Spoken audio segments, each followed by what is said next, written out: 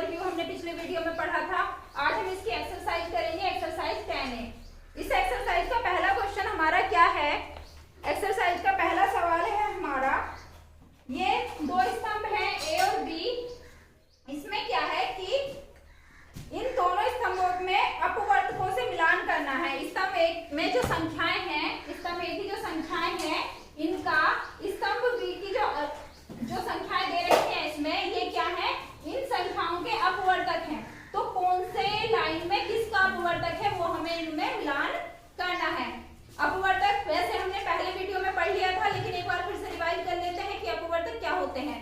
अपवर्तक वो संख्याएं होती हैं जो दी हुई संख्या को पूरा पूरा विभाजित कर दे, बिना कोई शेष छोड़े पूरा पूरा विभाजित कर दे। 15 का कौन सा ग्रुप है कि जिसमें ऐसा ग्रुप जिसमें जो भी संख्याएं हैं उन सारी संख्याओं से 15 पूरा पूरा विभाजित हो जाए। तो हमें दिख रहा है 1 2, 2 से 15 विभाजित ही नहीं होता, यानी कि ये भी नहीं है, ये भी नहीं है। अब आगे एक से तो एक तो क्या होता है कि यूनिवर्सल फैक्टर होता है, सबका गुणनखंड होता है, एक से सारी संख्याएं विभाजित होती हैं। तो एक को हम इतना सीरियस नहीं ले रहे हैं। हम देखते हैं 3 से 15 विभाजित हो जाता है, 5 से 5 या 15 और 15 खुद 15 से विभाजित हो जाता है। तो ये हो गया इसका, इससे मिल जाएगा 24। अब क्या है, हम देखते हैं लास्ट में 24, लास्ट में 24 इसमें है, इस लाइन में है। अब मैंने सीधे सीधे इन सबको कैलकुलेट ना करके सीधे मैंने लास्ट में 24 देखा। क्यों देखा? जब हम 24 के अपवर्तकों के बारे में बात कर रहे हैं, किसी भी संख्या के अपवर्तक के बारे में हम जब बात करते हैं, तो जो सबसे बड़ा अपवर्तक होता है, जो सबसे बड़ा अपवर्तक होता है, यानी कि वो संख्या, वो सबसे बड़ी संख्या जो उस संख्या को विभाजित कर दे, वो संख्या सम होती है। सम संख्या से बड़ा उसका अपवर्तक नहीं हो सकता। जैसे कि ये 32 है, 32 24 का अपवर्तक नहीं हो सकता। जो भी इसके अपवर्तक होंगे वो सब क्या होंगे? 24 से छोटे ही होंगे।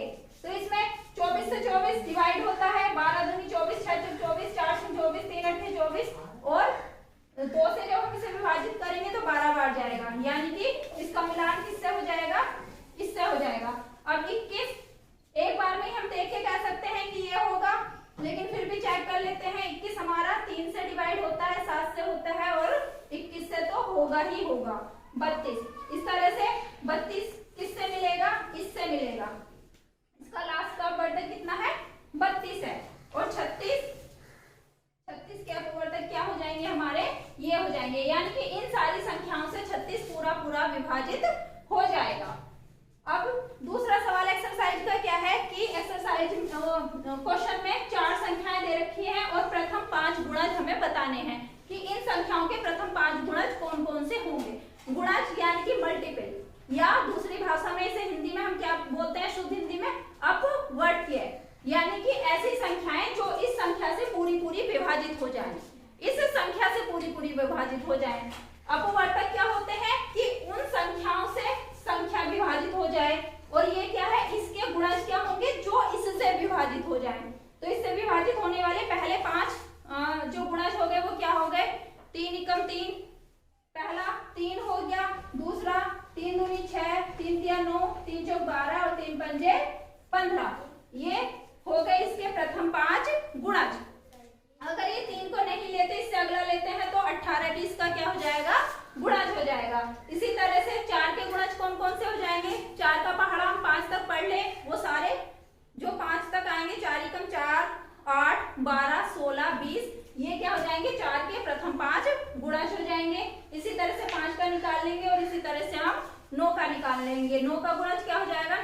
9 और 9 दूनी 18, 9 तिया 27, 27 और 9 चौक 36 और 9 पंजे 45, इसके प्रथम 5 गुणज हो जाएंगे। तीसरा क्वेश्चन क्या है एक्सरसाइज का? तीसरे क्वेश्चन को हम कुछ इस तरह से ओरल देख लेते हैं। तीसरा क्वेश्चन है, स्तंभ एक की संख्याओं का स्तंभ 2 के साथ मिलान कीजिए। इसमें क्या है? 15 किसका गुणज है? 15 किसका गुणज है या अपवर्तक है, ये हमें बताना है। 15 7 का गुणज तो नहीं है, क्योंकि 7 से 15 नहीं कटता, शेष बचता है। 8 का गुणज भी नहीं है, 50 का अपवर्तक है, 15 से 50 पूरा पूरा नहीं कटता, 15 तिया 45 और 5 हमारा शेष बच जाता है, 15 दूनी 30, 30 जो है वो 15 से पूरा पूरा हमारा कट जाता है। तो पहले इसका मिलान किससे होगा? घ से। 15 क्या है हमारा? 30 का अपवर्तक है। अब 20 क्या है? 20 हमारा 20 का अपवर्तक है। 16 क्या है हमारा? 16 हमारा 8 का गुणज है। 8 का गुणज कैसे? कि जब हम 8 का 2 बार गुणा करते, 8 में 2 का गुणा करते हैं तो क्या आता है हमारा? 8 दूनी 16। इस तरह से 16 क्या है? 8 का गुणज है। अब 25 क्या है हमारा? 50 का अपवर्तक, क्योंकि 25 से 50 पूरा पूरा कट जाता है। 35 क्या है हमारा? 7 का गुणज। ये इससे मिलेगा पहले वाले से, क्योंकि 7 पंजे 35 होता है, यानी कि जब 7 में 5 का गुणा किया जाता है तो कितना प्राप्त होता है? 35 प्राप्त होता है। अब चौथा सवाल क्या है हमारा? फोर्थ क्वेश्चन कुछ इस तरह से है। फोर्थ क्वेश्चन है हमें हमारा कि 7 के सभी अपवर्तीय ज्ञात कीजिए जो 100 से कम हो। यानी कि हमें 7 के सभी गुणज बताने हैं, मल्टीपल्स बताने हैं, अपवर्तीय बताने हैं, लेकिन कहां तक बताने हैं? जो 100 से कम हो। क्योंकि किसी भी संख्या के अनंत गुणज होते हैं। अनंत गुणज यानी कि लिमिट नहीं होती, वो काउंटलेस लिमिटलेस गुणज हो सकते हैं, लिमिटलेस मल्टीपल्स हो सकते हैं। एग्जांपल के तौर पे अगर हम देखें कि 3 के, अब तो हम 7 की ही बात करते हैं कि 7 के हमें गुणज बताने हैं कौन से?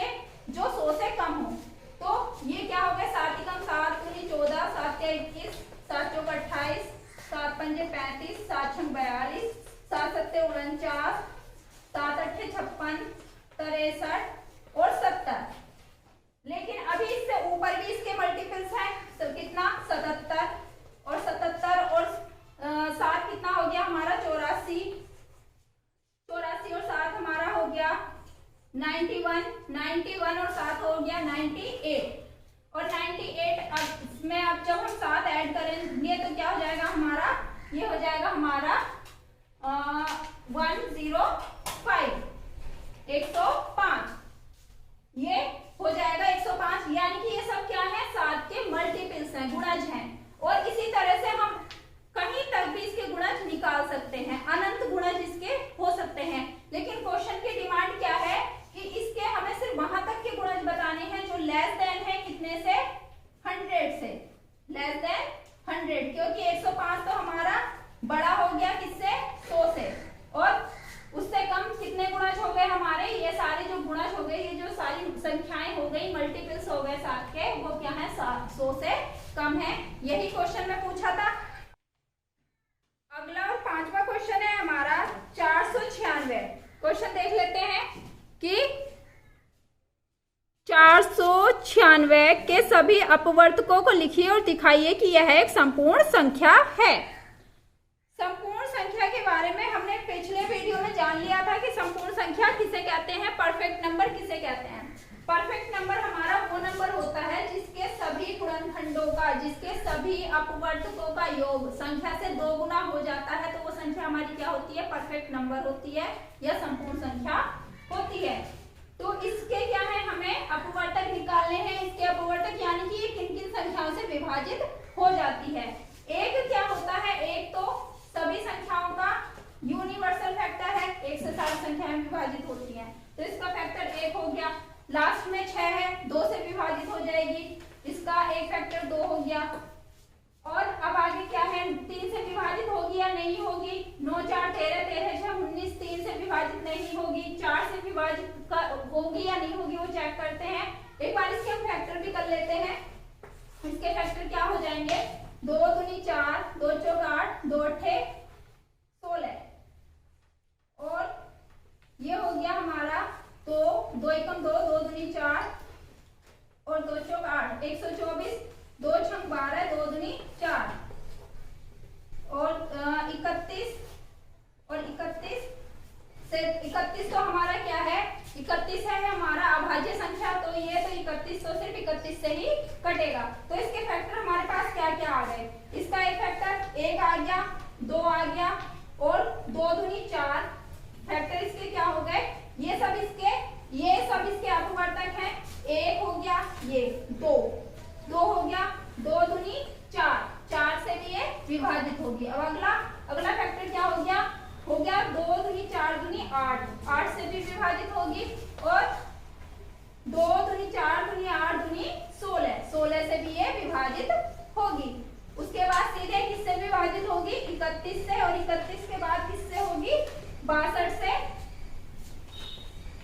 62 के बाद 124, और 124 के बाद 248, और हर संख्या शून्य का अपवर्तक होती है 496। ये होगा इसके अपवर्तक। अब हम इन्हें सबको ऐड कर लेंगे। अगर इन्हें जोड़ने के बाद हमारा कितना आता है? 496 का 2 गुना आता है, तो ये संख्या हमारी परफेक्ट नंबर होगी। अगर नहीं आता तो परफेक्ट नंबर नहीं होगी। 496 हमने ये ऐसे ही लिख लिया, और बाकी के सारे अपवर्तक हम ऐड कर लेते हैं।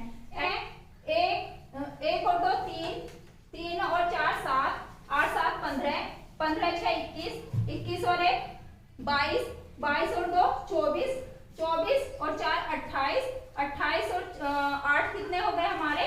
36, 36 का कितना? 6, हासिल 3 हो गए।